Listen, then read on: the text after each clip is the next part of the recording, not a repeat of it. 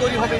কারণ একটি নির্বাচনের জন্য প্রয়োজনীয় সংস্কার শেষে একটি নির্বাচন সংগঠিত হবে, মানুষের একটি সাধারণ চাওয়া ছিল এবং প্রত্যাশিত একটি টার্গেট ছিল।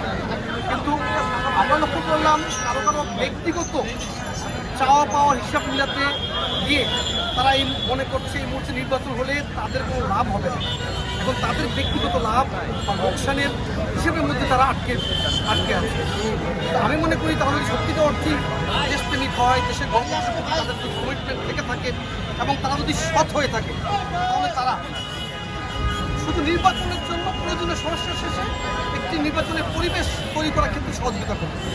তারা আমরা লক্ষ্য করলাম যে নির্বাচনকে সমস্যার মুখোমুখি দাঁড় করে দিচ্ছে, কখনো আবার নির্বাচনকে ন্যায় বিচারের মুখোমুখি দাঁড় করে দিচ্ছে, যেটার সাথে গত 17 বছরের ফেসিবাদী গভর্নমেন্টের একটি মিল রয়েছে। তারাও গণতন্ত্রের মুখোমুখি দাঁড় করে দিয়েছিল উন্নয়নকে।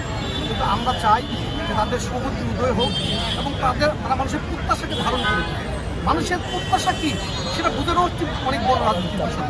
কারণ যুবদল 17 বছর যেরকম ফেসিবাদ বিরোধী আন্দোলনে মাঝে ছিল, এখন একটি স্বচ্ছ গ্রহণযোগ্য সুষ্ঠু নির্বাচন না হওয়া পর্যন্ত যে কোনো ষড়যন্ত্রের বিরুদ্ধে আমরা সতর্ক অবস্থানে থাকবো।